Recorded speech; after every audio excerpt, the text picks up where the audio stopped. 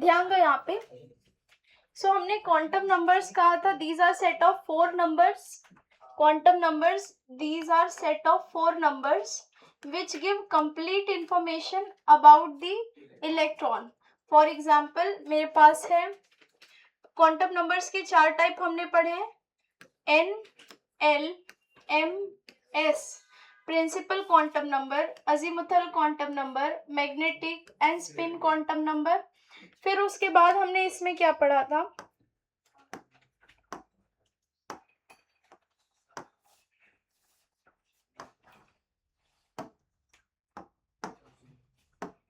चलो ध्यान दो, हमने एक एग्जाम्पल से पढ़ा था कि, ध्यान दो यहाँ पे, हमने एक एग्जाम्पल से पढ़ा था कि मान लो मुझे पता है इस बिल्डिंग में ये रहती है, इसकी एग्जैक्ट पोजीशन मुझे पता करना है, तो बिल्डिंग का जो फ्लोर है वो मुझे पता होना चाहिए. वो फ्लोर रिप्रेजेंट करेगा, मान लो 6th फ्लोर, तो पूरा 6th फ्लोर रिप्रेजेंट करेगा एक ऑर्बिट को, एक शेल को. उस 6th फ्लोर में बहुत सारे फ्लैट्स होंगे, 601, 602, 603. तो ये जो फ्लैट्स हैं डिफरेंट टाइप के, वो सब शेल होंगे. और फिर उस, मान लो कोई एक फ्लैट 1 BHK है, कोई 2 BHK है, कोई 3 BHK है, तो अलग अलग टाइप के सब शेल होंगे. फ्लोर है, फ्लोर के ऊपर अलग अलग फ्लैट है, तो जो पूरा फ्लोर है वो उसको कौन रिप्रेजेंट कर रहा है बताओ, शेल, जिसे हम पता करते हैं प्रिंसिपल क्वांटम नंबर n. उसके ऊपर जो फ्लैट है अलग अलग, उसको सब शेल,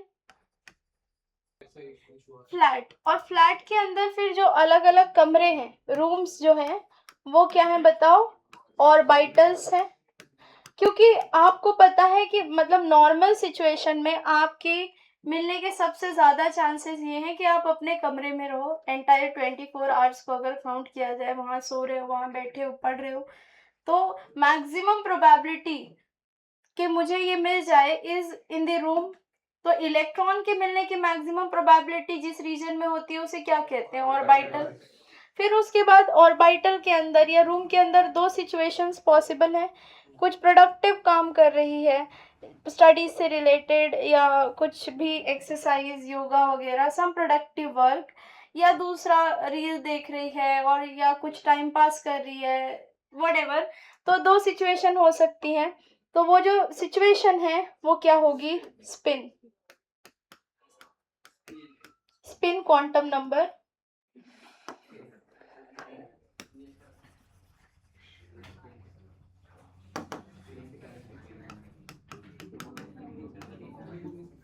चलो, फिर उसके बाद हमने पढ़ा था ऑर्बिटल का, हमने डेफिनेशन पढ़ा था, ऑर्बिट का डेफिनेशन पढ़ा था, नोड का डेफिनेशन था, नोडल प्लेन. देन हमने पढ़ना शुरू किया था प्रिंसिपल क्वांटम नंबर n को डिटेल में. इसे डिस्क्राइब किया था पहली बार किसने बताओ, बोर ने. ये हमें इसका आइडिया, अगर मैं तुम्हें प्रिंसिपल क्वांटम नंबर बता देती हूँ, इज इनडायरेक्टली, ये फैन की मैक्सिमम स्पीड है ये, कौन से जाम्बिया वगैरह से आते हो क्या तुम लोग, बिल्कुल पता नहीं कहाँ से, कौन से,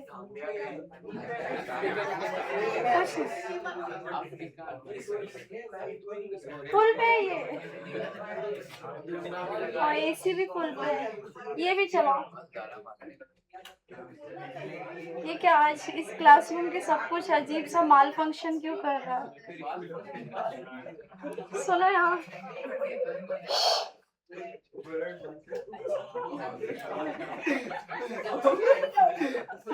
क्या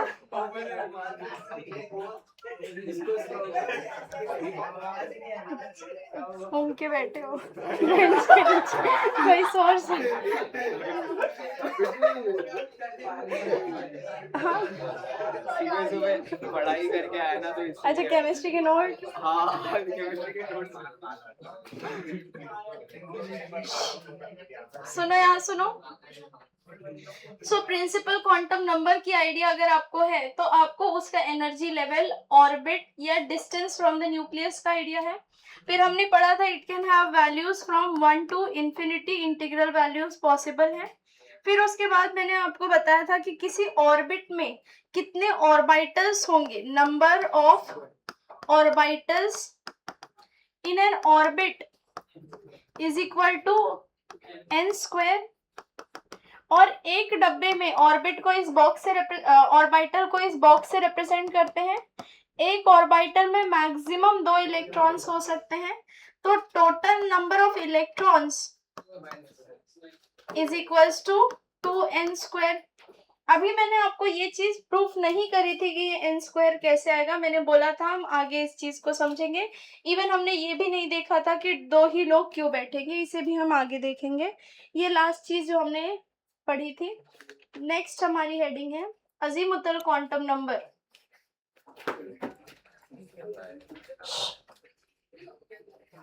also known as azimuthal quantum number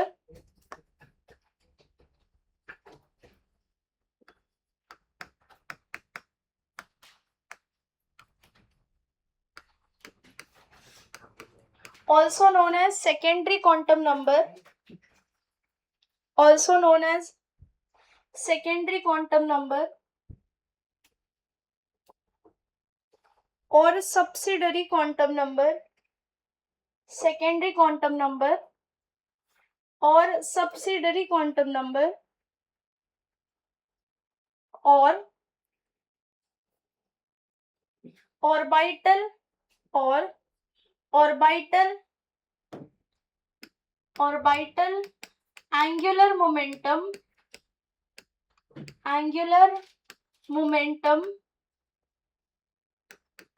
quantum number।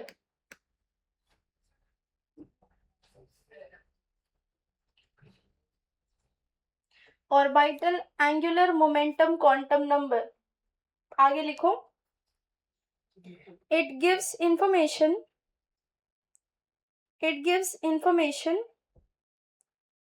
about the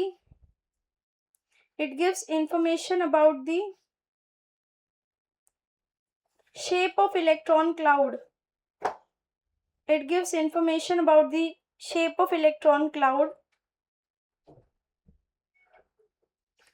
It can have, इस पॉइंट को, दोनों पॉइंट्स को स्टार मार्क करना। It gives information about the shape of electron cloud और इसके आगे वाला point, it can have values ranging from 0 to n-1. It can have values ranging from 0 to n-1. इसको समरफील्ड ने डिस्कवर किया था, बट ठीक है ये सब नहीं है आपके लेवल पे। इट कैन, हाँ n हमेशा, हाँ principal quantum. It can have values from 0 to n-1। Next, for a given value of n, again important point, for a given value of n, total values of L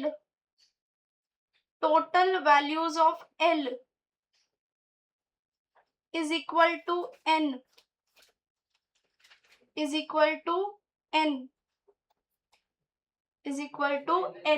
for a given value of n,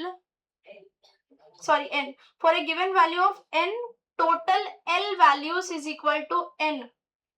किसी orbit में कितनी L values होंगी वो उसके orbit के number के बराबर है। मतलब अगर मैं, सुनो यहाँ पे सब, यहाँ ध्यान दो, कितनी L वैल्यूज हैं, इस कितने सबशेल है, राइट, क्योंकि सबशेल को कौन रिप्रेजेंट कर रहा है, L। तो मैं तुमसे पूछना चाह रही हूँ कि किसी शेल में कितने सबशेल हैं, तो आप पूछोगे मैं आप उसकी n वैल्यू बता दो। सेकेंड ऑर्बिट में कितने सबशेल होंगे, 2। थर्ड ऑर्बिट में कितने सबशेल होंगे, 3। फिफ्थ ऑर्बिट में 5 सबशेल। और तुम्हें सबशेल की इंफॉर्मेशन कैसे मिलेगी कि सबशेल में कितने ऑर्बिट हैं, क्योंकि शेल, सबशेल के अंदर ऑर्बिटल। अगर मुझे जानना है कि ठीक है इतने सबशेल हैं, लेकिन उन सबशेल के अंदर कितने ऑर्बिटल हैं वो जानना है, तो next point, number of orbitals in a subshell। next point, again very important, number of orbitals in a subshell is equal to 2l plus 1. 2l plus 1. चल रहे हो साथ में? आगे लिखो, अगर नंबर ऑफ ऑर्बिटल्स किसी सबशेल में 2l plus 1 है तो किसी सबशेल में टोटल इलेक्ट्रॉन्स कितने हो जाएंगे? 2 into 2l plus 1. तो लिख दो total electrons in a subshell. Total electrons in a subshell. चलो ध्यान दो, यहाँ पे सबका ध्यान यहाँ पे होना चाहिए.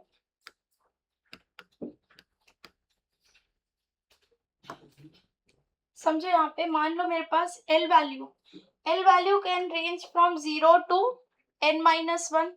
सो 0 1 2 3 4 एंड सो ऑन. 0 पे जो सबशेल होता है उसको एस कहते हैं. अगर एल वैल्यू 1 है तो उस सबशेल को कहा जाता है पी. अगर एल वैल्यू 2 है तो उस सबशेल को डी. देन उसके बाद एफ, देन जी, फिर आगे अल्फाबेटिकल ऑर्डर है. 5 है तो एच. समझ में आ गई बात? तो मैं अगर कह रही हूँ एल वैल्यू 1 पी सबशेल में है, एल वैल्यू 2 मतलब इलेक्ट्रॉन डी सबशेल में है. अब किसी सबशेल में कितने ऑर्बिटल्स हैं कैसे निकालते हो बताओ? 2l plus 1. तो एस सबशेल में कितने ऑर्बिटल्स होंगे बताओ? 1. यहाँ पे कितने हो जाएंगे? 3. यहाँ पे 5, यहाँ 7 एंड सो ऑन. समझ में आ गई बात? वापस आते हैं यहाँ पे. अब हमने जो टोटल पढ़ा है उसको अप्लाई करते हैं. शेल, फिर उसके बाद नंबर ऑफ सबशेल्स. अच्छा, नंबर ऑफ सबशेल्स को एल वैल्यूज भी बोल सकती हूँ, नंबर ऑफ एल वैल्यूज, क्योंकि एक सबशेल मतलब एक एल वैल्यू. तो इसे और करके मैं लिख दूं क्या? Number of L values. चल रहे हो साथ में? अच्छा, उसके बाद नंबर ऑफ एल वैल्यूज के बाद वो कौन सी एल वैल्यूज है? L values. उसके बाद ऑर्बिटल्स, टोटल ऑर्बिटल्स. यहाँ हम टोटल पे बात करेंगे.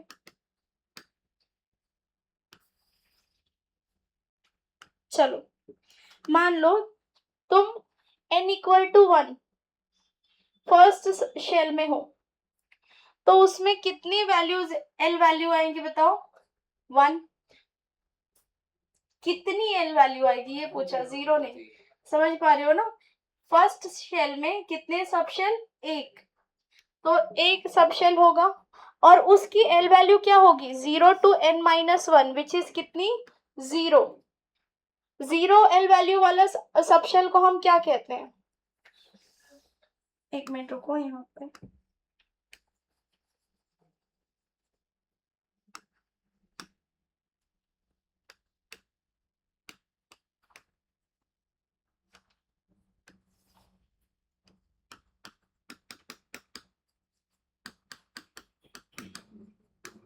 चलो, सो 0 एल वैल्यू और वाले सबशेल को आप कहते हो एस. कितने ऑर्बिटल हुए? 8. फिर n इक्वल टू 2 में कितनी एल वैल्यूज आएंगी? 2 एल वैल्यूज आएंगी. कौन कौन सी? 0,1, 0 to n-1, राइट? तो 2 - 1 इज 1, 0 से 1. 0 के लिए करस्पॉन्डिंग s, 1 से करस्पॉन्डिंग p. तो हमारे पास टोटल ऑर्बिटल्स कितने आए? 1 + 3 कितने आए बताओ? 4. समझ पा रहे हो ना ये? फिर अगर n ऑर्बिटल 3 है, ऑर्बिट 3, ऑर्बिट का नंबर 3 है, shell is equal to 3, then कितने सबशेल आएंगे? 3. कौन कौन सी एल वैल्यूज होंगी? 0 1 2. फिर यहाँ पे एस पी डी. सबशेल में आप ऑर्बिटल्स गिनोगे तो 1 + 3 + 5 किधर पहुंचे बताओ? 9. समझ रहे हो ना ये? अच्छा, उसके बाद आगे का अगर तुमने ये वाला स्टेटमेंट याद हो जो मैंने बोला था, पहले लाइन उसमें लिखवाई थी, in n orbit total number of orbitals is equals to n square. तो देखो किसी ऑर्बिट में टोटल ऑर्बिटल्स कितने आ रहे हैं, n स्क्वायर। ऑर्बिट में ऑर्बिटल्स n स्क्वायर। चल रहे हो साथ में यहाँ तक? बस यही है, कॉपी करो इसे। नेक्स्ट, ऑर्बिट का एंगुलर मोमेंटम कैसे निकालना सीखा है हमने? बताओ, ऑर्बिट का एंगुलर मोमेंटम कैसे निकालना सीखा है हमने? mvr is equals to nh/2π। इसी तरह ऑर्बिटल का एंगुलर मोमेंटम भी होता है और उसका फॉर्मूला है, ये आपको रटना है। Orbital angular momentum is equal to under root l plus 1 h cross. h cross क्या होता है? h/2π। ओके, ये तो तुमको पता भी होगा ना मैथ्स वगैरह में। -l टू +l, समझो यहाँ पे।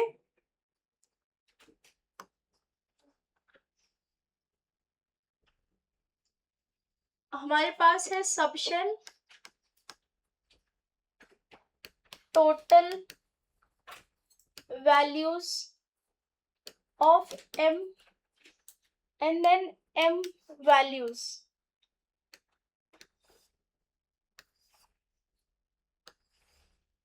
Subshell s p d f। s की l वैल्यू क्या होती है? 0, l वैल्यू 1 2 and then 3। Total m values कितनी होंगी यहाँ पे? 2l प्लस 1 विच इज कितना? 1, यहाँ पे 3, यहाँ पे 5, यहाँ पे 7। और l values m values range from -l to +l including 0। So -l to +l, -1 to +1, sorry -0 से +0 इज बेसिकली 0।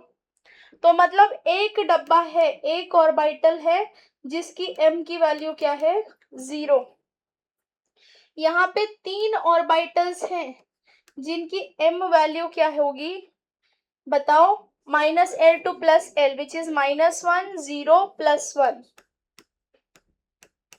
ऐसा कोई रूल नहीं है कि बीच वाला ही 0 हो, ये वाला ही प्लस हो, ये वाला ही माइनस, ऐसा कोई भी रूल नहीं है।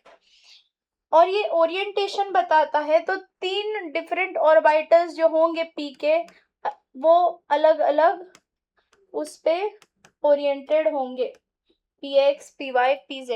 अगेन इसमें कोई रूल नहीं है कि px -1 होगा या py +1 होगा, नो, ऐसी कोई इंफॉर्मेशन नहीं है। px +1 -1 कुछ भी हो सकता है, इधर वाला डब्बा हो सकता है, स्टार्टिंग वाला डब्बा हो सकता है, कोई रूल नहीं है। बस 3 है ऑर्बिटल, तो 3 डिफरेंट ओरिएंटेशन है। समझ में आ गई बात? Next we have d. D के कितने आएंगे? -2 से लेके +2। सो क्या हो जाएगा? +2 +1 0 -1 -2। अगेन कोई रूल नहीं है कि कौन सा किस तरफ पे होगा। और डब्बे जो हैं वो होंगे dx² y² dxy dz² dyz dxz। समझ में आ रही है? इसको हम डिटेल में अभी पढ़ने वाले, हमारा अगला टॉपिक वही है। ठीक है, तो 5 डी ऑर्बिटल्स होंगे डी सबशेल के अंदर। डी सबशेल के अंदर कितने ऑर्बिटल्स आए? 5, और वो 5 ये हैं।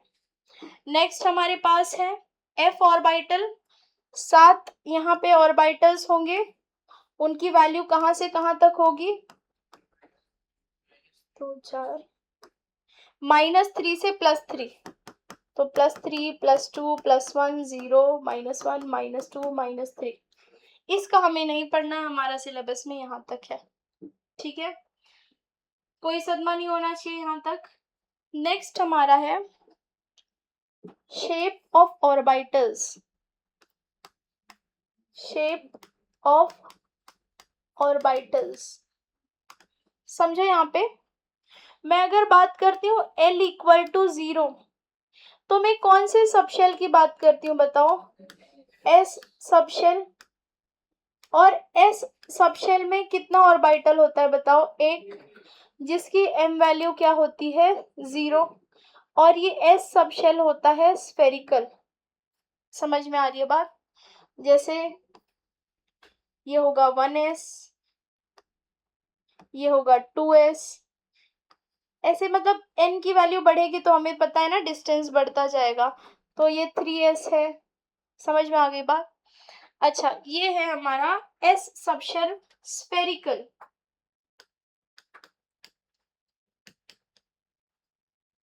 एक बात बताओ, नोडल प्लेन हो सकता है यहाँ पे कोई? नोडल प्लेन का मतलब ऐसा प्लेन जिसमें इलेक्ट्रॉन के मिलने की प्रोबेबिलिटी 0 हो। कोई ऐसा है? अगर मैं यहाँ कहीं से भी प्लेन पास करने की कोशिश करूंगी तो मैं तो ऑर्बिटल को टच कर दूंगी ना, गोला है ये एक।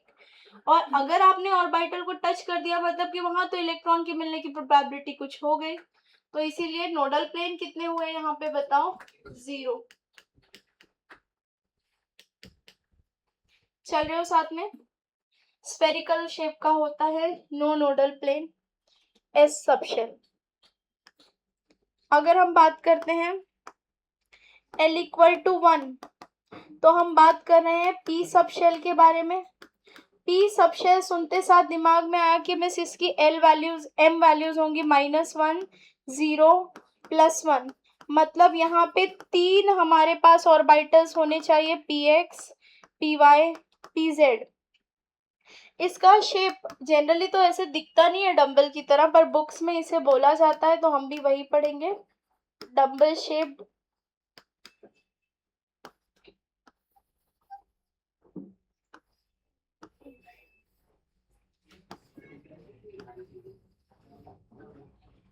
सो px, py, pz, px, py, pz।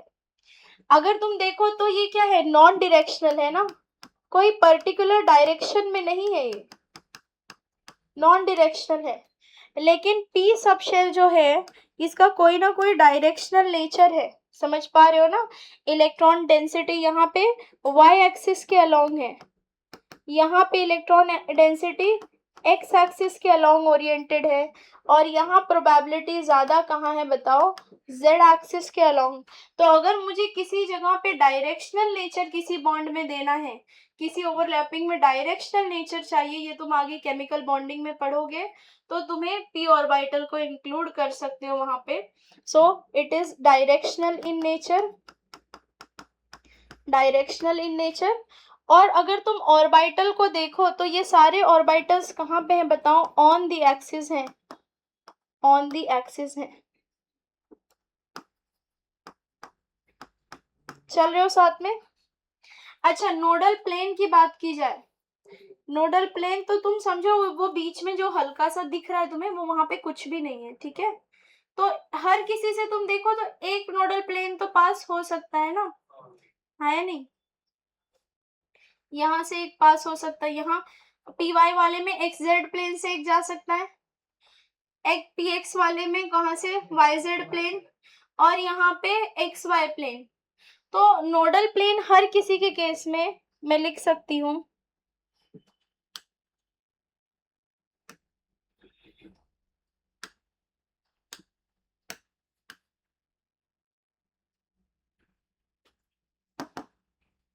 यहाँ पे भी नोडल प्लेन कितना है बताओ? 1। और कौन सा है बताओ? कौन सा प्लेन है ये? xz plane. यहाँ पे भी नोडल प्लेन कितना है? 1। कौन सा प्लेन है बताओ? yz plane. समझ गए होगे ना? यहाँ पे नोडल प्लेन 1, xy प्लेन। तुमसे सवाल सिर्फ अगर ये पूछा जाए कि किसी ऑर्बिटल में नोडल प्लेन कितने हैं, तो तुम जनरल ध्यान रखोगे नोडल प्लेन, अब तक तो तुम समझ गए होगे, is equal to L value, हाँ या नहीं? L value 0, no nodal plane. L value 1 एक नोडल प्लेन आ रहा है। समझ में आ रही है बात? पक्का? अब ध्यान रखने वाली चीज, सवाल जिसपे तुम्हें दिखेंगे, शेप एक्सिस के बीच में है या एक्सिस पर है, डायरेक्शनल नेचर है या डायरेक्शनल नेचर नहीं है, और नोडल प्लेन। समझ में आ रही है बात? नेक्स्ट अगर हम डी ऑर्बिटल की बात करें तो L इक्वल टू 2, सुनो यहाँ, L इक्वल टू 2 सुनते साथ तुम्हें समझ में आ गया कि मैं हम डी सबशेल की बात कर रहे हैं। डी सबशेल सुनते साथ m की वैल्यूज 5 +2 +1 0 -1 -2। अब इसमें जो 5 डी ऑर्बिटल्स हैं वो दो हिस्सों में डिस्ट्रीब्यूटेड होते हैं। एक होते हैं ऑन द एक्सिस और होते हैं between the axis. Between the axis generally जो डी सबशेल है ये डबल डम्बल शेप का होता है। 2 बार वही फूल जो बना है 2 बार बनाना है ऐसे।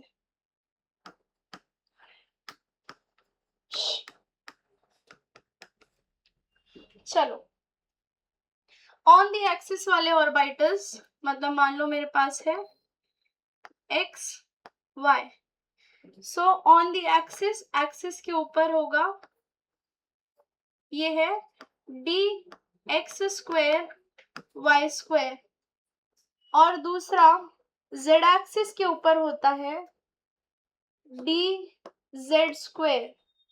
समझ में आ रही है बात?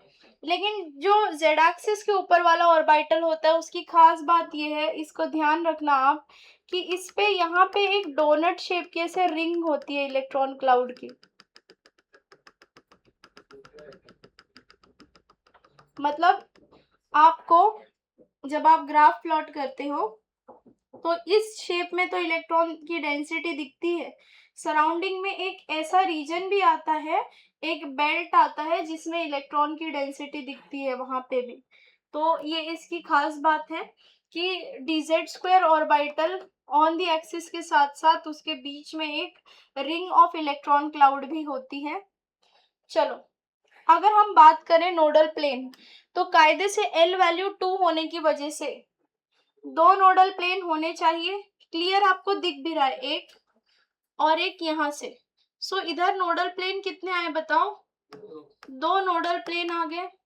यहाँ नोडल प्लेन पॉसिबल नहीं है क्योंकि रिंग ऑफ इलेक्ट्रॉन क्लाउड बीच में आ जाती है, तो यहाँ पे नोडल प्लेन नहीं होते, लेकिन 2 कोनिकल नोड्स होती हैं। आप देख पा रहे होगे 2 कोनिकल नोड्स, ये रिंग के बीच से निकल के आ रहा है। ये ऊपर का लोब है, ये नीचे का लोब है, ठीक है? यहाँ पे ऐसे रिंग गई है, ये इसके बीच से कोनिकल नोड्स निकल के आ रही है। समझ में आ रही है बात? ठीक है, हाँ। सो एक ये बीच से निकल रही है,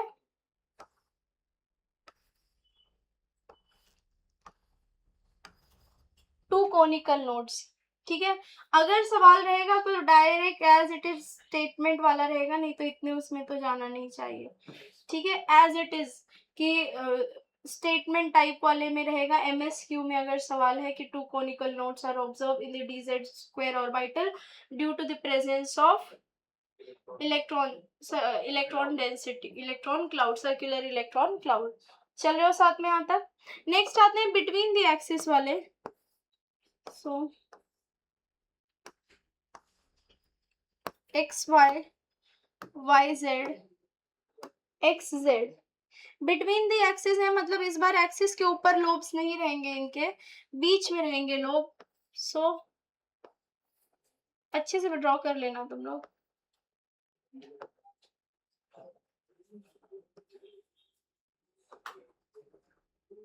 ठीक है? सो यहाँ पे आपको क्लियरली 2 नोडल प्लेन दिख रहे हैं ना? सब केस में नोडल प्लेन कितने हैं? 2। हाँ वही एग्जैक्टली इसका नाम, क्योंकि ये XY प्लेन के बीच में है, DXY DYZ DXZ। कोई दुख? लिखो।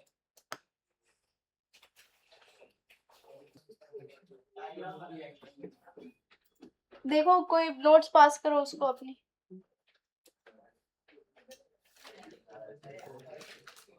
हेडिंग दो।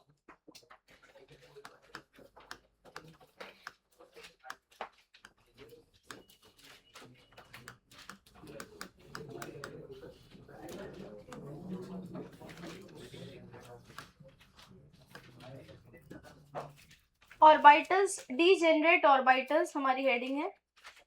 Degenerate orbitals.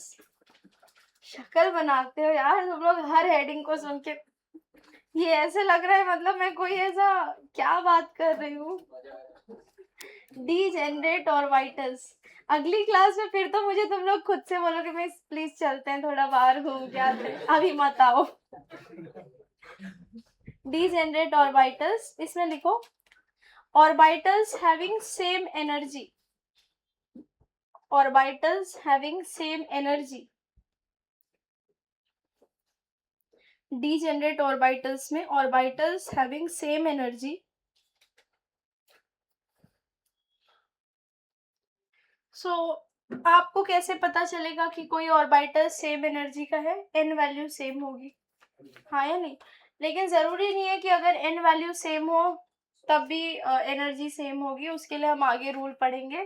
क्योंकि एन वैल्यू सेम होने पे एनर्जी सेम है, ये हमें बोर ने बोला था। और Bohr model is not applicable to every species, it is just applicable to single electron species.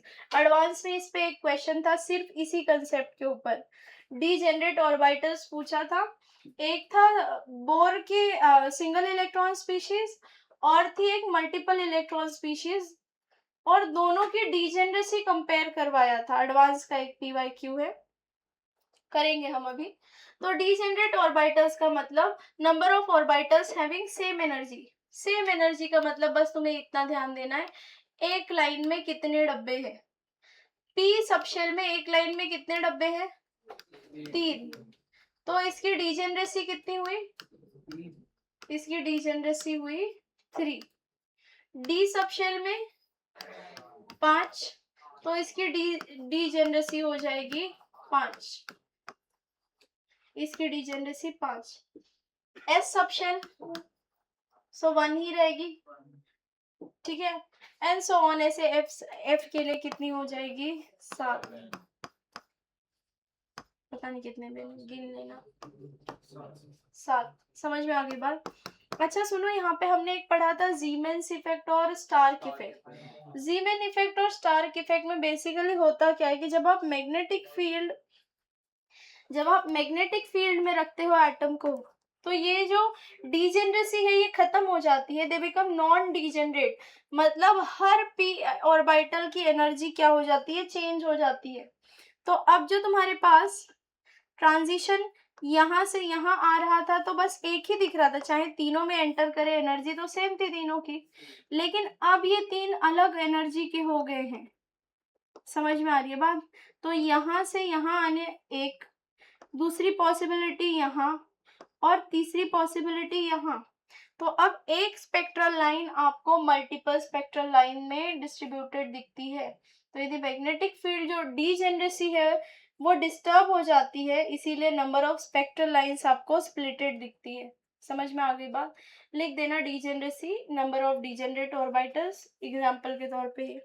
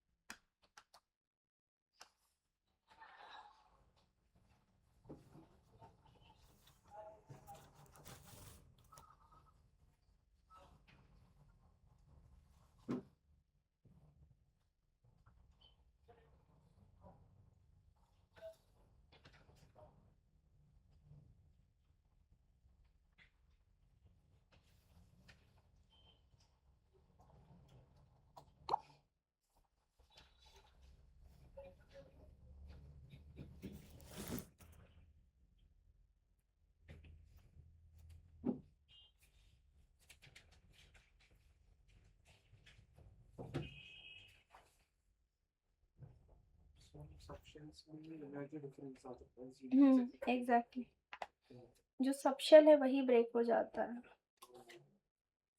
Shell की तरह काम। अब हर वो अलग शेल है, अलग एनर्जी।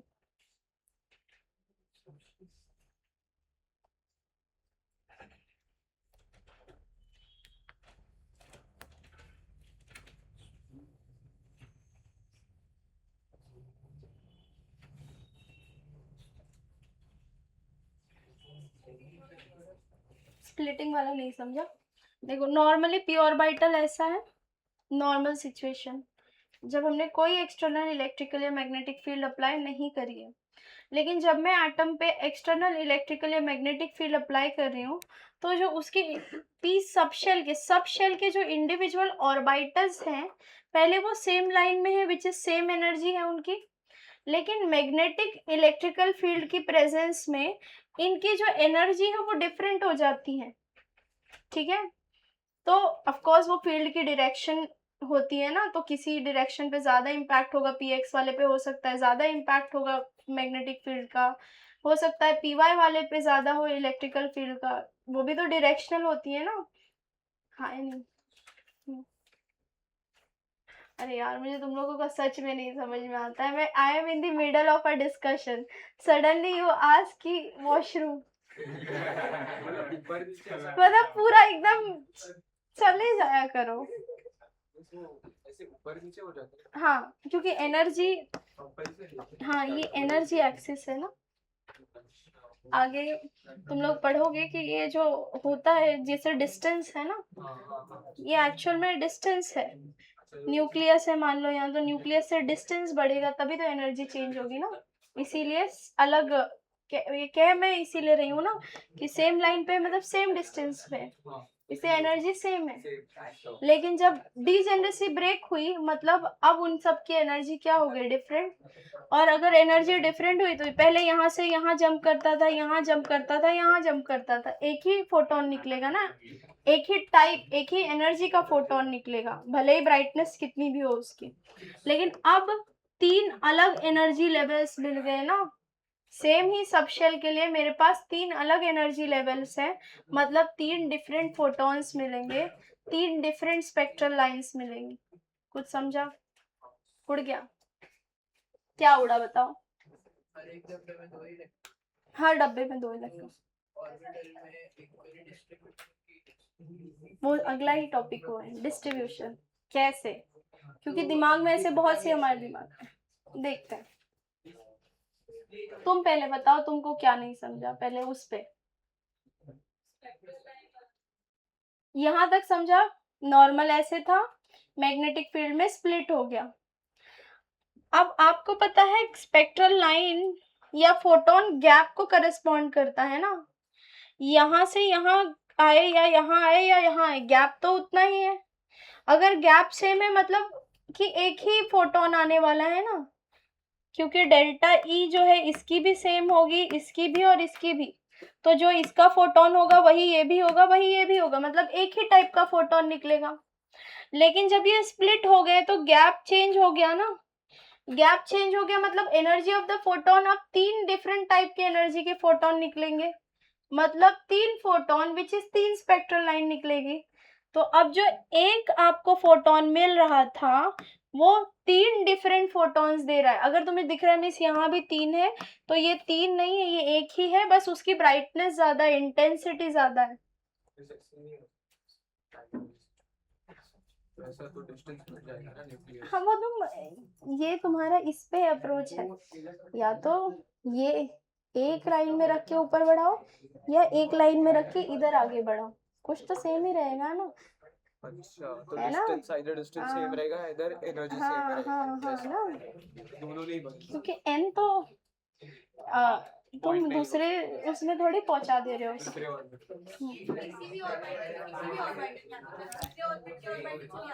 हाँ दूसरे ऑर्बिट के ऑर्बिटल से आ रहा है,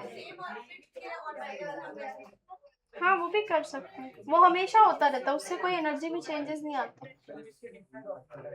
हाँ ये डिफरेंट से आ रहा है।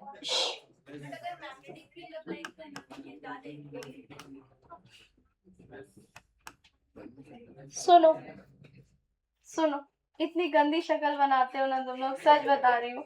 मेरे को केमिस्ट्री नहीं आता, मैं जा रही हूँ घर। अभी से पढ़ाने से ही संन्यास ले लूंगी। अच्छी शक्ल बनाओ पहले तुम। हाँ ऐसे रहो। हाँ अब समझेगा, अब देखना समझेगा। सुनो यहाँ, चुप, गधा बिल्कुल चुप, एकदम चुप। यहाँ एक ही लाइन पे है ना, एक पूरी एक लाइन, मतलब एनर्जी एक ही है, तो एक ही टाइप का फोटोन निकला, करस्पॉन्डिंग एक ही। ये without magnetic field.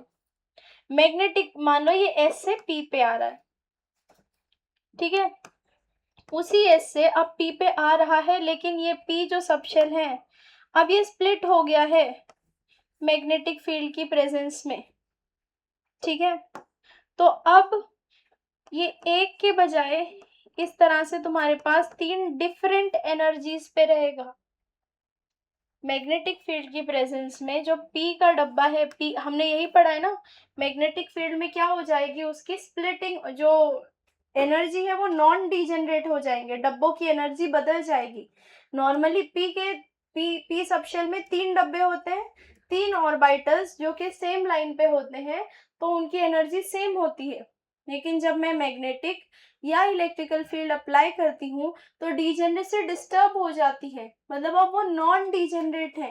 Non degenerate होने का मतलब उनकी एनर्जीज अलग अलग है, एनर्जी अलग अलग है, तो मतलब अब एस से आना तो पी पे ही है, लेकिन पॉसिबिलिटी है ये यहाँ आ जाए, एक स्पेक्ट्रल लाइन। हो सकता है इलेक्ट्रॉन यहाँ जंप करे, हो सकता है वही इलेक्ट्रॉन यहाँ जंप करे। हमारे पास मल्टीपल इलेक्ट्रॉन के ऑप्शंस है ना, हमने पढ़ा है मल्टी एटॉमिक है जो हमारा सैंपल है। तो यहाँ पे मेरे पास उसी सैंपल से कितनी स्पेक्ट्रल लाइन दिखी, 3 स्पेक्ट्रल लाइन दिखी। लेकिन यहाँ ये इसमें आए, इसमें आए, इसमें एनर्जी तो सेम ही है ना, तो एक ही स्पेक्ट्रल लाइन दिखेगी, थोड़ी ज्यादा इंटेंस दिख जाएगी। समझ पा रहे हो क्या कहना चाह रही हूँ? अभी नहीं समझा तो नहीं आएगा, पक्का है अब तो नहीं आएगा। किसके शेप पर? नहीं ना, पी तो अपनी यही शेप में रहेगा ना, individual position, distance, distance split होने का मतलब पी ऐसे नहीं बन के बैठा हुआ है, ऐसे वियर्ड सा शेप नहीं है कोई उसका कि एक साथ बैठ गए वो ऐसे, p x p y p z, no ऐसा नहीं है, इंडिविजुअल है ये। जैसे एस है ये एस है, तो यहाँ कहीं पे ऐसे डिफ्यूज शेप, ऐसे ऐसे ऐसे कुछ शेप का पी है।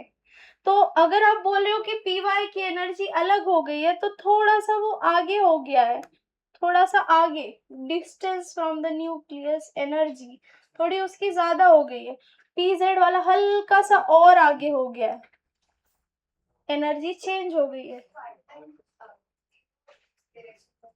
हाँ एट ए टाइम तीनों डायरेक्शन में प्रेजेंट होगा। एनर्जी चेंज होने का मतलब स्लाइट, अब जो पहले वाली एनर्जी थी सेम सेम थी, सेम डिस्टेंस, अब वो थोड़ा सा चेंज हो गया।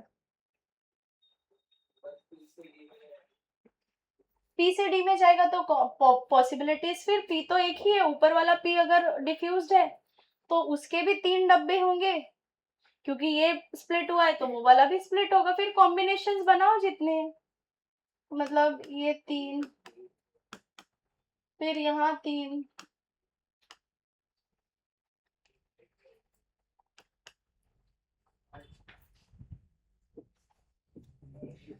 अच्छा यहाँ सुनो, हम जेई की तैयारी कर रहे हैं, जेई एडवांस, गेट नहीं पढ़ रहे, पीएचडी के लिए नहीं जाना है, ठीक है।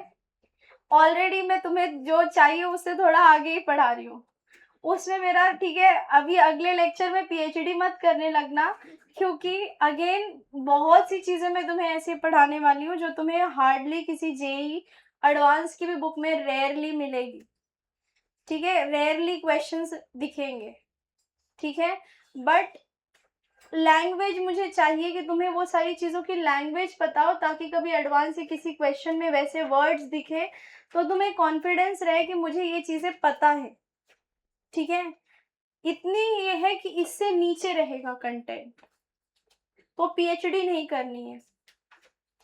ठीक है, नहीं तो मैं तुम्हें 1.5 महीना और एटॉमिक स्ट्रक्चर पढ़ाऊँ, क्योंकि मैं एटॉमिक स्ट्रक्चर की सिर्फ मेरी ओनली एटॉमिक स्ट्रक्चर की नोट्स बोलूँ तो ये बुक सिर्फ मेरी एटॉमिक स्ट्रक्चर की रिटन नोट्स है, और वो पूरी नहीं है। उसके बाद एक 200 पेज की बुक है जिसके कुछ 20-25 पेज मैंने लिखे, फिर मैं बोर हो गई तो मैंने आगे का नहीं पढ़ा। ठीक है, अभी चैप्टर कंप्लीट नहीं हुआ है वो गेट की बुक। अरे नहीं, मेरा अलग था, मैं रिसर्च ओरिएंटेड, मेरा है ना थोड़ा अलग है, कुछ है। अरे हटाओ, तुम्हें जो पढ़ाया जा रहा है नोट्स में जितना है बस उतना पढ़ना है। हाँ बिल्कुल, वैसे भी जरूरत थी ब्रेक, वैसे भी जरूरत थी इनको ब्रेक। जिसका भी आतिफ सर वाला कवर अप बाकी है ग्रुप में मैसेज डाल दिया है, कल लेक्चर लग गए हैं 10:45 से 1 o'clock तक। हाँ टेस्ट के बाद है, तुम्हारा थोड़ी है। हाँ 7:30 to 10:30।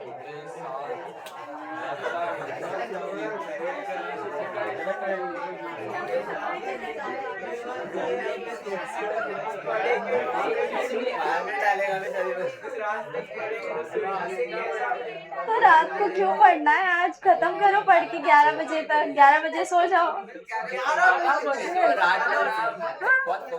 ज्यादा लेट बोले, 7:30 बजे उठने के लिए तो 5:30 बजे 4:30 बजे तो उठोगे ना। अगर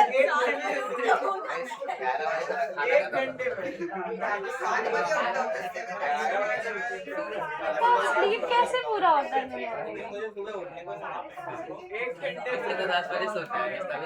हाँ उसका सही है, 10:30 11 बजे सो जाने का, 4 बजे उठने का, ज्यादा नहीं सोना, 4 बजे सोने का। नहीं तो ज्यादा सोना है ना,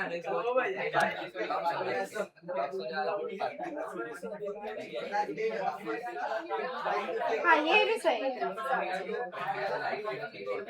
ये भी सही है, पर थोड़ा ज्यादा नहीं होगा, 10 से 5 बस।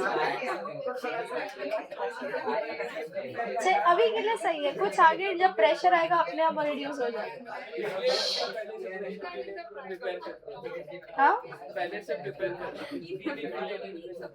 नहीं लॉन्ग टर्म के लिए बहुत प्रॉब्लम होता है। कुछ बच्चों को तो वहाँ सेंटर पे जाके नींद आ रही थी, आके बोलते हुए आ रहा था पर नींद आ रही थी। दोपहर में सोते हो तुम लोग? नहीं। फिर how do you complete your sleep? 11 बजे तुम खाते हो? नॉकटर्नल हो क्या?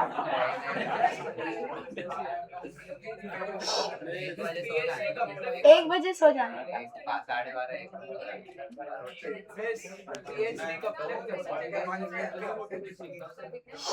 चलो हम आते हैं इस क्या कर सकते हैं बुढ़ापे तक, उसका कोई वो नहीं है। पता नहीं, पता चलेगा तो बताती हूँ, ठीक है। स्पिन क्वांटम नंबर,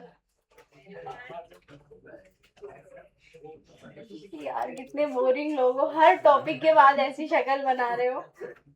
नहीं पढ़ाओ क्या? डिक्लेयर कर दो डन। अरे मेरा भी हो जाएगा, 3 चैप्टर खत्म। चुप बिल्कुल, मैंने प्यार से चुप बोला, मैं गुस्से से बोलना चाह रही थी, ठीक है। Spin quantum number, there is no physical significance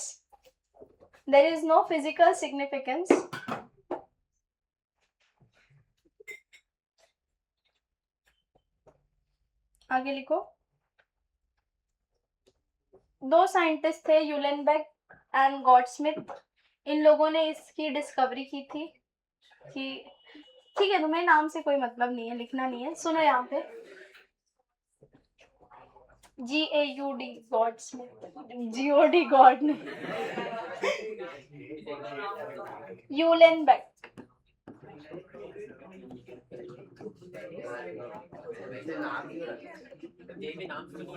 हाँ, अरे इसीलिए मैं बोल रही हूँ, ऐसे बस बताया तो बेचारों को इतना क्रेडिट तो दे दे। नहीं, नाम पूछा है।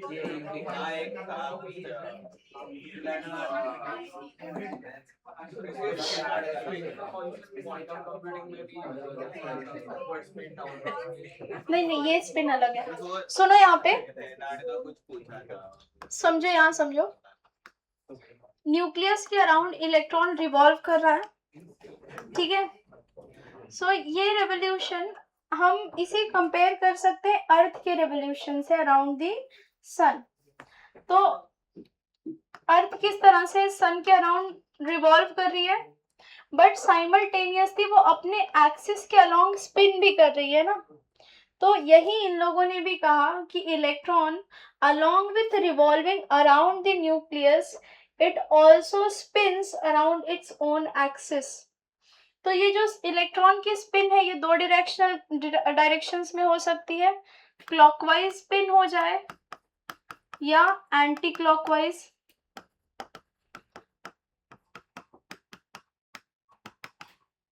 सो clockwise spin, anti clockwise spin, इसीलिए स्पिन क्वांटम नंबर को दो वैल्यूज दी गई, +12 -12। अच्छा, मैंने एक वर्ड लिखा है, there is no as such physical significance of spin quantum number. मतलब आप कभी ऐसे नहीं कह सकते कि क्लॉकवाइज स्पिन हो रहा है तो +12 है, एंटी क्लॉकवाइज स्पिन हो रहा है तो -12 है, ऐसा कोई डायरेक्ट रिलेशन नहीं है। किसी को भी +12 किसी को भी -12 कहा जा सकता है। इसी तरह इसको इंडिकेट कैसे किया जाता है, हाफ एरो से। अब जरूरी नहीं है कि क्लॉकवाइज के लिए ही ऊपर वाला हो, वाइस वर्सा हो सकता है, पर एक जनरल कन्वेंशन के लिए बुक्स में क्लॉकवाइज मानते हैं बाय डिफॉल्ट और उसे +12 कर देते हैं, ताकि एक रूल फिक्स रहे सॉल्विंग के वक्त। तो +12, आपको बहुत ही दुख है कि नहीं मिस मुझे बिल्कुल आप कुछ तो यूनिक ही करना है, तो आप -12 कर लेना, ठीक है, ठीक है, यूनिक बनना है तो, बाकी है यही टोटल कंसेप्ट, ठीक है। There is no physical significance of spin quantum number. Next point, electron along with revolving electron along with revolving around the nucleus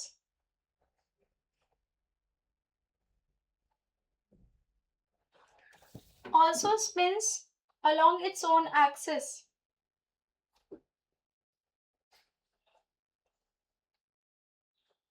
Also spins along its own axis. This spinning motion can be of two types. This spinning motion can be of two types, clockwise and anti-clockwise.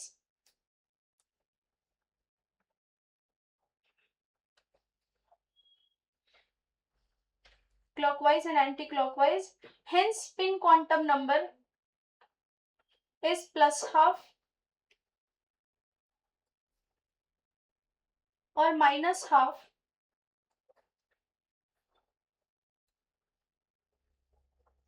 Bracket में half upward arrow और half downward arrow, half upward arrow, half downward arrow, half upward और downward arrow से replace. क्योंकि बार बार +12 -12 नहीं लिख सकते हैं ना, डब्बे के अंदर लिखना है हमें वो चीज, बॉक्स के अंदर अभी लिखेंगे हम, समझेंगे, समझे यहाँ। प्रोबेबिलिटी तो नहीं है, प्रोबेबिलिटी तो नहीं है कि मतलब या तो इलेक्ट्रॉन ऐसे घूम रहा है ऐसे, तो प्रोबेबिलिटी हो गई ना। हाँ, तो नंबर की तुम बात कर रहे हो क्या, ये हाफ नंबर, हाँ 50% ना, 2 है क्योंकि 2 है और 2 में यही प्रोबेबिलिटी होगी, नंबर वहीं से आया है। ये एरो का एज सच कोई ये नहीं है कि पर्टिकुलर +12 क्लॉकवाइज नेगेटिव, ऐसा कोई वो नहीं है, बाकी प्रोबेबिलिटी है। सुनो यहाँ सुनो, मान लो मेरे पास है P2 कॉन्फ़िगरेशन। अब हम यहाँ से इलेक्ट्रॉन की कॉन्फ़िगरेशन की तरफ जा रहे हैं, हमने क्वांटम नंबर्स को खत्म किया है, we are shifting towards the configuration की इलेक्ट्रॉन डब्बों के अंदर प्रेजेंट कैसे होगा, ठीक है, उसकी फीलिंग क्या होगी। क्योंकि जब आप बोलते हो कि किसी सबशेल में 3 डब्बे हैं, तो आपके दिमाग में बहुत सारी अरेंजमेंट्स आती है ना कि मिस इलेक्ट्रॉन को उसमें किस तरह से फिल कर दिया जाए। अगर 3 डब्बों में आपको 6 इलेक्ट्रॉन या 4 इलेक्ट्रॉन फिल करना है, तो मान लो आपके पास P2 कॉन्फ़िगरेशन है। इस बार मैंने आपको, वैसे तो आपके दिमाग में आ सकती है बहुत सारी पॉसिबिलिटी कि मिस P2 आप एक ये बना दो, दूसरा मेरे दिमाग में P2 ये आ सकता है, 2 is 2 इलेक्ट्रॉन सर पे जो लिखा है। तीसरा किसी ने सोचा नहीं मिस आप एक काम करो ऐसे करो। चौथा आप सोच रहे हो कि नहीं मिस आप ऐसे करो। फिर किसी ने बोला नहीं ये सब तो गड़बड़ है, मुझे तो ऐसे करना है। ठीक है, ऐसे तुम बहुत सारी चीजें सोच सकते हो। इसी को समझने के लिए हम कॉन्फ़िगरेशंस को समझेंगे, लेकिन अभी उससे पहले हमें एक कंसेप्ट पढ़ना है, spin multiplicity and total spin. इसी को समझने के बाद आगे हमें चीजें समझेंगी। मान लो मैंने लिख के दे दिया है तुम्हें कि P2 है और डिस्ट्रीब्यूशन ऐसा है, ये मैंने बता दिया है तुम्हें, तो मैं तुमसे टोटल स्पिन पूछ रही हूँ, तो कैसे निकालोगे बताओ?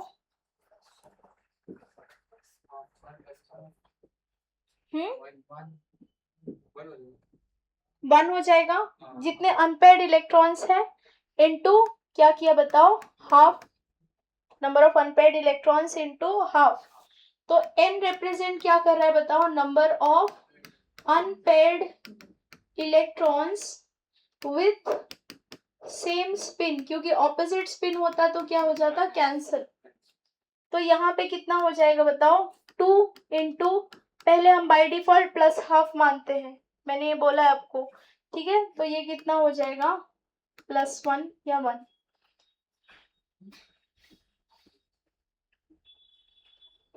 मान लो P4 कॉन्फ़िगरेशन दी है। इस बार मैंने आपको डब्बे बना के दिए हैं, आगे आप खुद बनाओगे उस चीज को। ठीक है, ये है।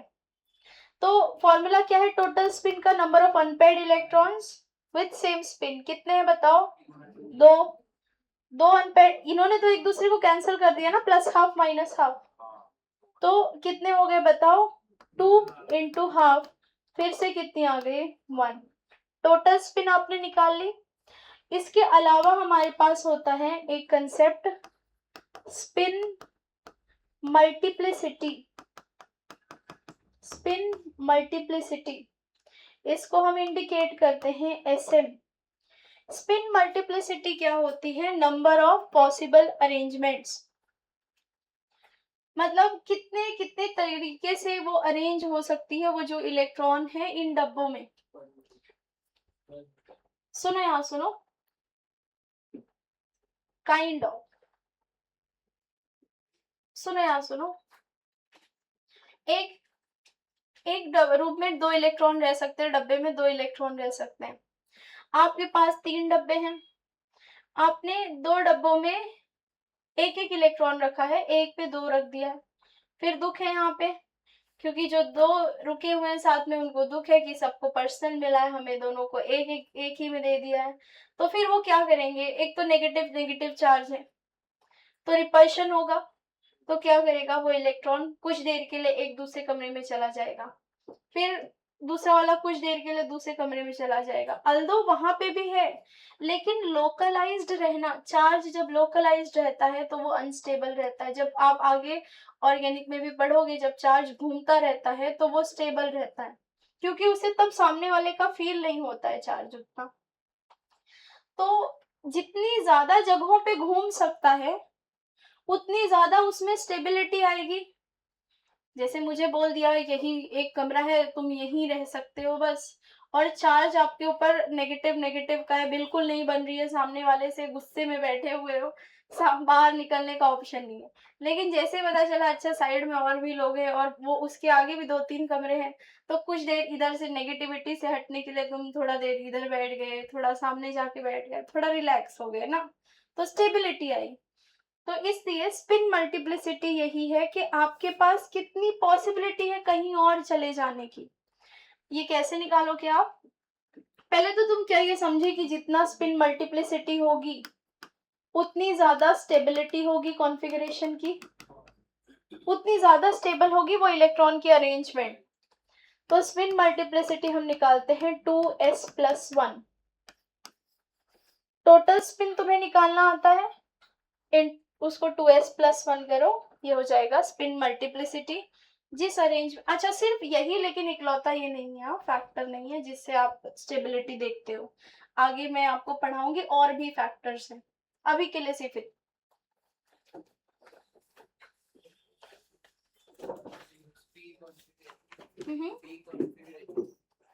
पी के सर पे जो 2 लिखा है वो कॉन्फ़िगरेशन है P2। पी सब शेल में 2 इलेक्ट्रॉन।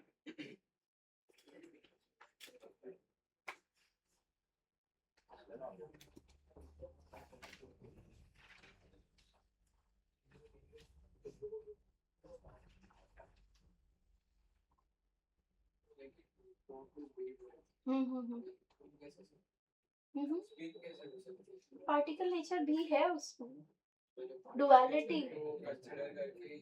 हाँ, वेव पार्टिकल डुअलिटी है उसमें, उसमें एक ही नेचर नहीं है, कुछ जगहों पे ये भी है, कुछ जगहों पे वो भी है, नहीं रह सकते। यही अगला एक there is one rule, Aufbau नहीं, पॉलीज एक्सक्लूजन प्रिंसिपल। अबव का ये है कि अरेंजमेंट, नहीं नहीं नहीं, वो हंट्स रूल है, हंट्स रूल।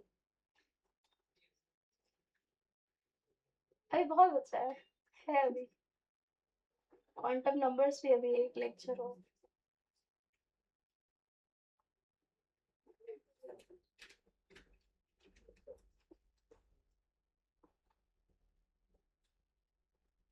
एक तो तुम लोग पीएचडी करने लगते हो, मेरी स्पीड कम हो जाती है। रिसर्च इधर ही बैठ के रिसर्च आर्टिकल छापेंगे अगला।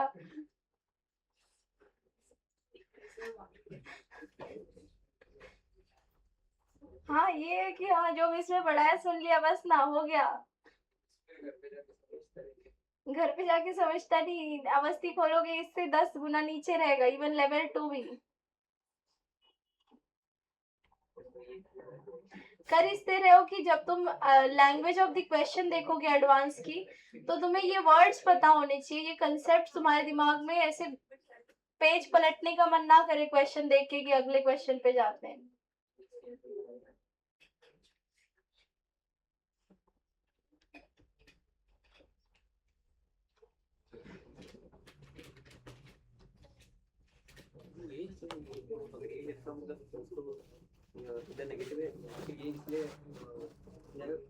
जाएगा ही क्यों, ये डाउट। ये नहीं dx में है तो dx में तो अभी क्योंकि अगर इसको किसी को करना रहता तो मतलब ये dy में चला जाता। फिर से ऑर्बिटल चेंज कर देता।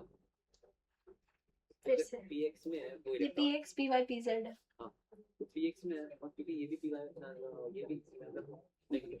आपने ये मिला ना कि ये दोनों इलेक्ट्रॉन के साथ नेगेटिव चार्जेस के अंदर इसको किसी और कमरे में जाना होगा। किसी और कमरे में मतलब इस कमरे में नहीं, कुछ पूरा पूरा पूरा रॉन्ग समझा। ये 2 इलेक्ट्रॉन्स है, इनको पर्सनल रूम मिला हुआ, इन दोनों को एक ही में फेंक दिया। अब नेगेटिव चार्ज होने की वजह से चार्ज फील हो रहा है। अब सोचा थोड़ा देर कहीं घूम के आ जाऊं, ये सोचा यहाँ घूम के आ जाए, अल्लो यहाँ पे भी नेगेटिव है, यहाँ पे भी लोग हैं, लेकिन ये जो एक जगह लोकलाइज्ड रहने से उसकी गड़बड़ हो रही है वो मिट जाएगी। थोड़ी देर यहाँ रुका, थोड़ी देर यहाँ रुका, फिर यहाँ आ गया, थोड़ी देर यहाँ रुका, फिर यहाँ आ गया। इवन ये लोग भी घूमते हैं, ये भी यहाँ आ जाएगा, ठीक है। तो ये घूमते रहते हैं सब कमरों में ऐसे। तो इससे क्या होता है, चार्ज लोकलाइज नहीं रहता है, चार्ज मूव कर रहा है। अगर फिक्स्ड रहे, डब्बे बंद रहे, पैक है पूरे, तो किसी के एक जगह से दूसरी जगह जाने की पॉसिबिलिटी नहीं। तो स्पिन मान लो P6 है, P6 स्पिन मल्टीप्लिसिटी कितनी हुई? P6 तो फिर तीनों के पास कुछ भी नहीं है, अनपेड इलेक्ट्रॉन ही नहीं है, टोटल स्पिन कितनी है? 0। तो स्पिन मल्टीप्लिसिटी 1, मतलब एक ही अरेंजमेंट पॉसिबल है। जितनी अरेंजमेंट, स्पिन मल्टीप्लिसिटी का मतलब क्या, कितनी अरेंजमेंट से हम वो लोगों को रख सकते हैं, कितनी अरेंजमेंट से रख सकते हैं उतने खुश रहेंगे ना, कि मैं यहाँ भी जा सकता हूँ, वहाँ भी जा सकता वो हूँ। तो NC2 हो जाएगा ना, कॉम्बिनेशंस की n बात करें। फैक्टोरियल अपॉन n माइनस आगे हम करने वाले हैं फैक्टोरियल वाला भी।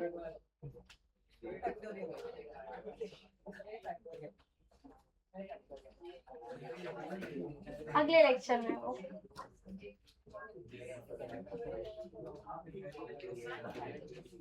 हेडिंग दो, SM spin multiplicity 2S total plus 1। Stability, हाँ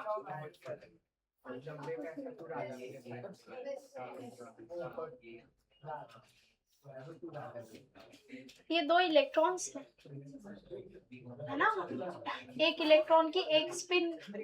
हाँ चलो, हेडिंग है हमारी अबाउस principal.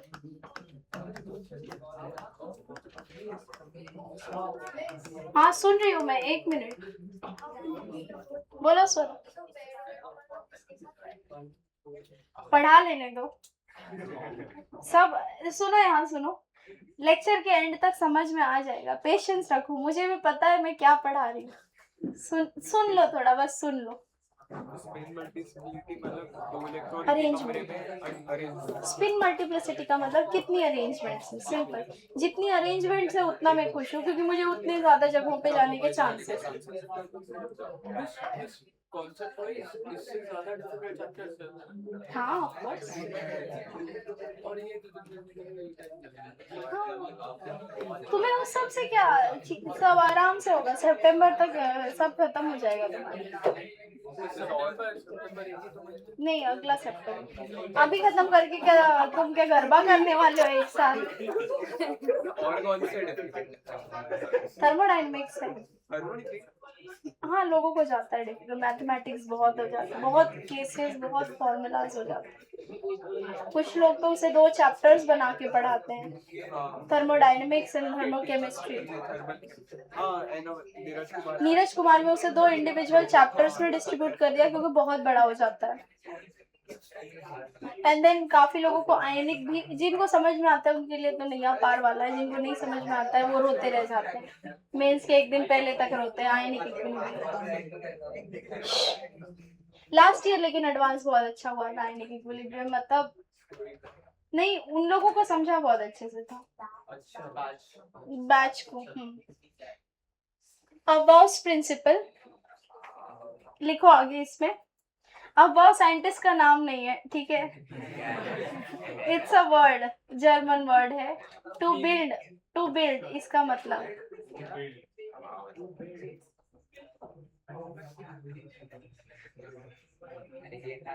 According to Aufbau's rule. अब तुम्हें क्या हो गया, हैंड रेज किया है तुमने, अच्छा गलती से हो गया, वो ऑनलाइन में गलती से हो गया। ठीक है कोई बात नहीं, ऐसे हो जाता है। According to Aufbau's rule,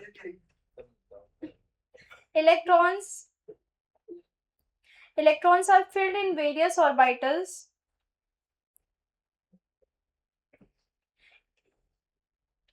in the increasing order of energy.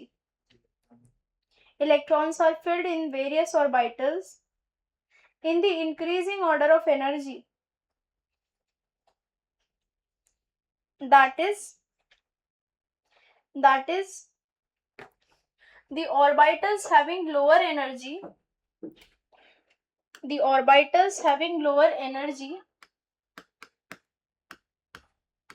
are filled first. Orbitals having lower energy are filled first.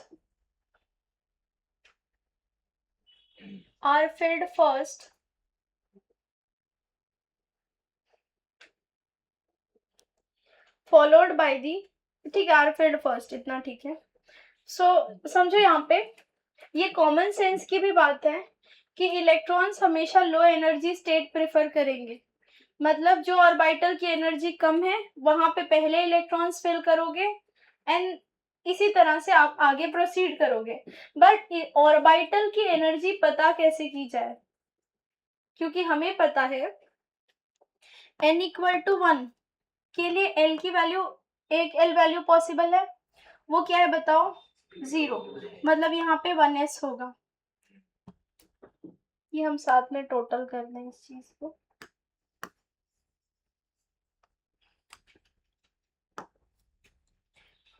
n equal to 1 के लिए l की वैल्यू 0, n इक्वल टू तो मतलब 1s पॉसिबल होगा यहाँ पे सिर्फ।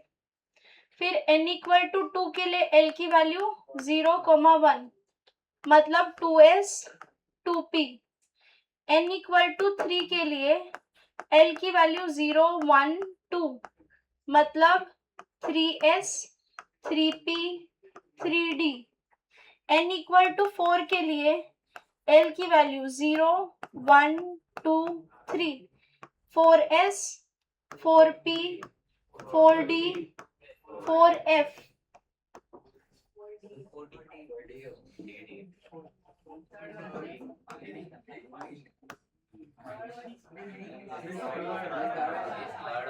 अच्छा okay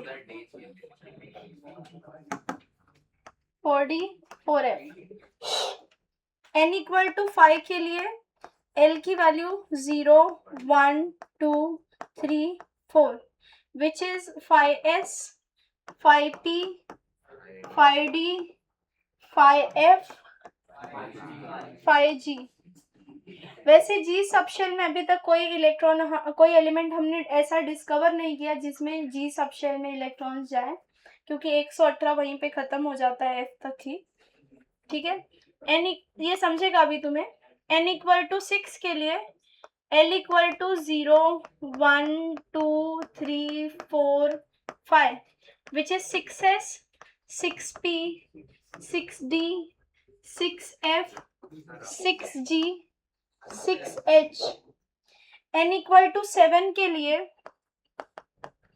l equal to 0 1 2 3 4 5 6 7s 7p 7d 7f 7g 7h। समझे यहाँ पे। अब यहाँ पे हमें समझना है कि फिलिंग किस तरह से होगी, क्योंकि 1s हमें पता है कि 1s की एनर्जी कम होगी, लेकिन फिर 2s 2p में कौन जाएगा पहले, 3s 3p 3d में किसमें इलेक्ट्रॉन पहले जाएगा, ये कैसे डिसाइड करें हम। तो ये हम डिसाइड करते हैं n+l रूल से। लिखो n+l rule.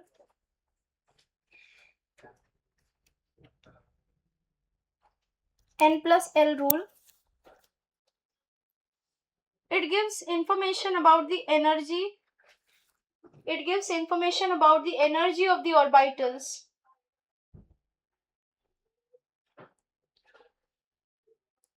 It gives information about the energy of the orbitals.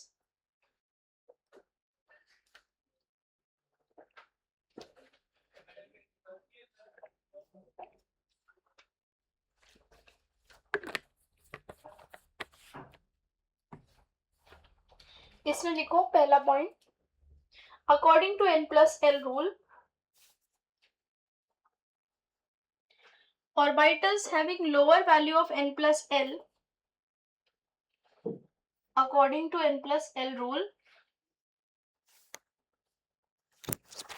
orbitals having lower value of n+l are filled first.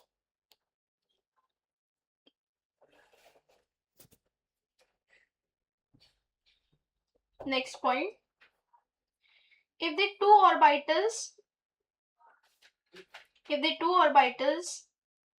have same value of n+l, if the two orbitals have the same value of n+l, then the orbital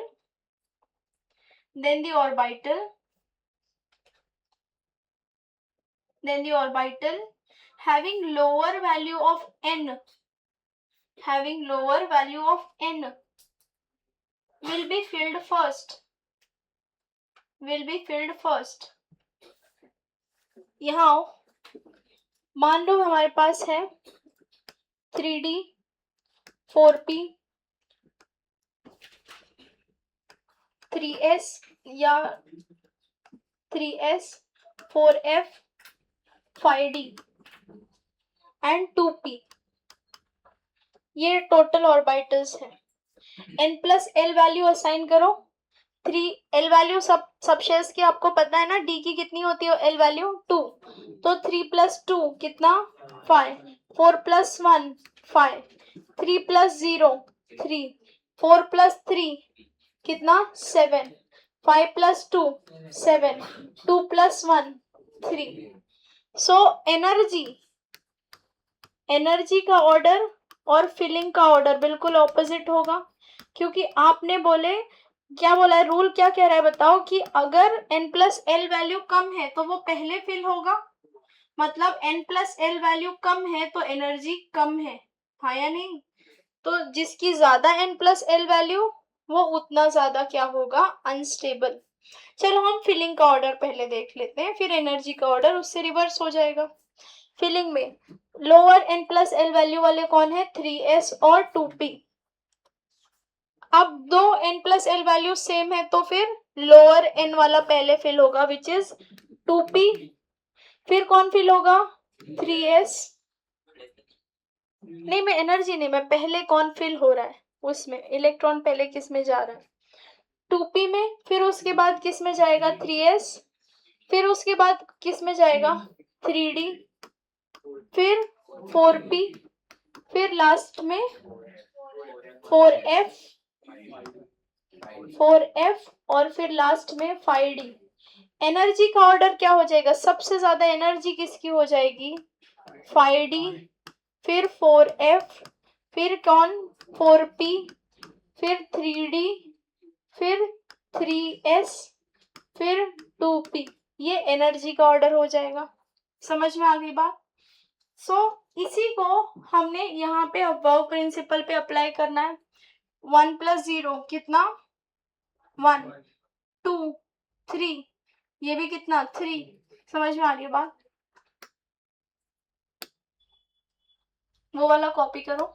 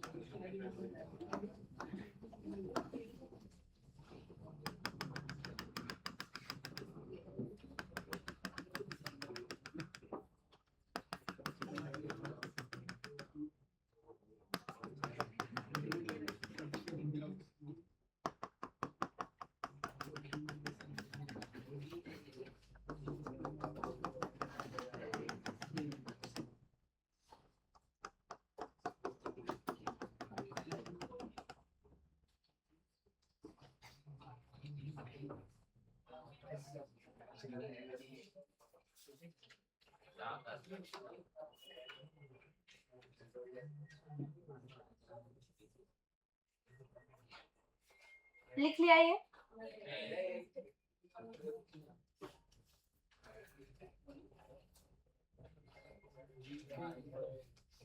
filling का order है। मान लो तुम्हें 118 element, तुम्हें बोला कोई element है जिसका atomic number, ए hypothetical element having atomic number 132, मतलब 132 इलेक्ट्रॉन्स है। बोल रहा है कि लास्ट इलेक्ट्रॉन के चारों क्वांटम नंबर बताओ, या लास्ट इलेक्ट्रॉन की n+l वैल्यू बताओ। तो फिर गोल थोड़ी हो जाओगे, बैठ थोड़ी जाओगे। हाँ, सुनो पहले समझते हैं इसका यूज क्या है। वैसे तुम्हें ये सारी खिचड़ी वहां नहीं करनी है, ये बुक में दिया रहता है, इसीलिए मैंने भी करवा दिया कि तुम रोना धोना ना मचाओ। ये ऐसा कुछ हमने नहीं किया, हम शॉर्ट तरीके से करेंगे, शॉर्ट ट्रिक से करेंगे। ये फिलिंग का ऑर्डर है, पहले 1s, फिर कहाँ जाओगे, फिर उसके बाद आओगे 2s, 2s के बाद कहाँ 2p, फिर 3s, फिर कहाँ 3p, 4s, फिर कहाँ होगे 3d, 4p, 5s। इसको ध्यान में कैसे रखोगे, ss जो भी बोल रही हूँ उसको 2 बार बोलना है, ss, ps, ps, dps तो 2 बार dps बोलोगे, dps, fdps, fdps, ss, ps, ps, dps, dps, fdps, fdps। इसका बहुत गंदा नेमिंग्स बनाया था बच्चों ने, बोल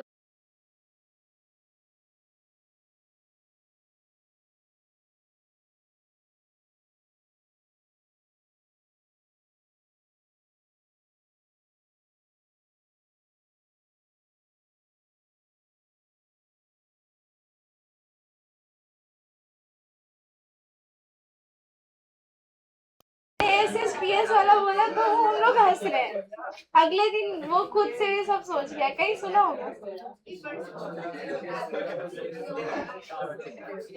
सो एसएसपीएस, डीपीएस, डीपीएस, एफडीपीएस, एफडीपीएस, ठीक है।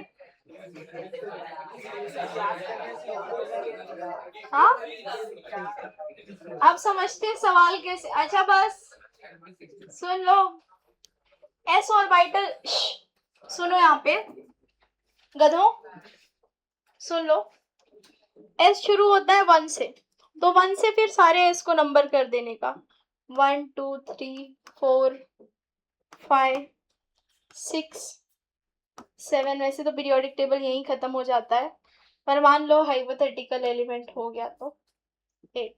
पी कहाँ से शुरू होता है, 2 से। डी कहाँ से शुरू होगा, 3। एफ कहाँ से शुरू होगा, 4। एक आगे बढ़ता जाएगा, तो 2 3 4 5 6 7। फिर डी पे लेबल करो, नेमिंग करो, 3 4 5 6। फिर एफ कहाँ से शुरू होगा, 4 5, ठीक है। अब इलेक्ट्रॉन्स की फिलिंग को समझते हैं, ये आपके दिमाग में रहेगा ये ऑर्डर, ठीक है, S S P S P S, और फिर 1 2 3 2 3 4, फिर 3 4, मतलब समझ रहे हो ना, एक एक आगे जाएगा। एस 1 से शुरू होगा, पी 2 से, डी 3 से, एफ 4 से। अब समझो सवाल मुझे दे दिया है कि क्लोरीन है, उसके आउटर, वैसे क्लोरीन तो बहुत ही सिंपल है बट ठीक है, समझने के लिए काफी है। क्लोरीन के आउटर इलेक्ट्रॉन की हमें बतानी है एल और एन वैल्यू। क्लोरीन सुनते साथ सुन लो, यहाँ पे खिकी मत करो, फिर बाद में नहीं समझाना, मेरे पास नहीं आना फिर से समझाने। क्लोरीन के आउटर इलेक्ट्रॉन की मैंने आपसे इंफॉर्मेशन पूछी है, तो जब भी ऐसा कोई क्वेश्चन, आपको इलेक्ट्रॉनिक कॉन्फ़िगरेशन पहले लिख लेनी है, आपके दिमाग में है S S P S P S, इतने में ही क्लोरीन हो जाएगा। 1 2 3 4 2 3। एस में एक डब्बा, एस सब शेल में एक डब्बा ना, तो मैक्स इलेक्ट्रॉन कितने, मैक्स इलेक्ट्रॉन 2। पी में कितने डब्बे हैं बताओ, 3। मैक्स इलेक्ट्रॉन्स कितने, मैक्स 6 इलेक्ट्रॉन। डी में कितने डब्बे हैं, 5, तो मैक्स इलेक्ट्रॉन 10। एफ में 7 डब्बे हैं, तो मैक्स कितने, 14। तो मैक्स इलेक्ट्रॉन फिल करते जाओ। क्लोरीन की बात कर रहे हैं तो जेड कितना है, 17, मतलब 17 इलेक्ट्रॉन्स फिल करने। 2 2 6 2, कितने हो गए, 10 2 12 हो गए, बचे हुए 5। तो आउटर इलेक्ट्रॉन की हमसे पूछा था एन और एल वैल्यू, तो आउटर इलेक्ट्रॉन की एल वैल्यू कितनी आई बताओ, पी सब शेल में मतलब एल वैल्यू 1, एन वैल्यू कितनी 3। समझ में आ रही है बात? लास्ट इलेक्ट्रॉन कहाँ पे गया? पी सब शेल में गया ना, हाँ या नहीं? इसके आगे कहीं दिख रहा है क्या इलेक्ट्रॉन? लास्ट वाला पी सब शेल में गया। पी सब शेल की एल वैल्यू कितनी है 1, एन वैल्यू कितनी है? ये एन होता है ना जो पहले लिखा जाता है, एन, फिर यहाँ पे सब शेल होता है और यहाँ पे इलेक्ट्रॉन्स होते हैं। समझ में आ रही है बात? तो एन वैल्यू 3, एल वैल्यू 1 और उसके आखिरी डब्बे में कितने इलेक्ट्रॉन? 5। समझ में आ गई बात? इसी तरह अगर मैंने तुमसे पूछा कि कोई हाइपोथेटिकल एलिमेंट है जिसका एटॉमिक नंबर है 126 या 128, तो तुम पहले ये पूरी खिचड़ी लिखोगे। मान लो यहाँ हम करते हैं तो पूरी एस एस पी एस वाला एंड तक लिख लोगे। फिर मैक्स इलेक्ट्रॉन तुम्हें पता है एस में 2 2 6 2 6 2, फिर 10 6 2 10 6 2। समझ पा रहे हो? इस तरह से जब तक 126 पे नहीं पहुंचोगे तब तक नहीं स्टॉप करोगे। जिधर 126 खत्म हो गया, मान लो एफ में खत्म हो रहा है या पी में खत्म हो रहा है, अगर 7 पी पे खत्म हो रहा है तो उसकी एल वैल्यू कितनी आएगी 1, एन वैल्यू कितनी आएगी 7। समझ में आ रही बात? अभी आपको पीरियोडिक टेबल पढ़ाया नहीं गया है, नहीं तो इससे ये भी सवाल बनते हैं। क्लोरीन आपको पता है पी ब्लॉक एलिमेंट है, एस पी ब्लॉक पता है ना? पी ब्लॉक एलिमेंट क्यों है? क्योंकि उसका आउटर इलेक्ट्रॉन कहाँ एंटर हुआ? पी सब शेल में। तो आपसे ये भी पूछा जा सकता है। हैलोजन एस ब्लॉक एलिमेंट्स क्यों है? मान लो सोडियम का मैंने आपको करने बोला, sodium 11 S S P S 1 2 3 2 2 2 6 10 हो गया। आउटर इलेक्ट्रॉन कौन से सब शेल में गया? एस सब शेल में, इसीलिए सोडियम एस ब्लॉक एलिमेंट है। समझ में आ रही बात? तो एक और सवाल ये भी बन सकता है कि एन एलिमेंट, हाइपोथेटिकल एलिमेंट जिसका एटॉमिक नंबर 126 है वो एस ब्लॉक एलिमेंट होगा, पी ब्लॉक एलिमेंट, डी या एफ, कौन से ब्लॉक में बिलोंग करेगा? ये भी एक अच्छा सवाल बन गया। तो तुम वो खिचड़ी लिखने के बाद देखोगे किधर गया, एस में गया तो एस ब्लॉक, पी में गया तो पी ब्लॉक एलिमेंट। समझ में आ रही है बात? कुछ लिखो।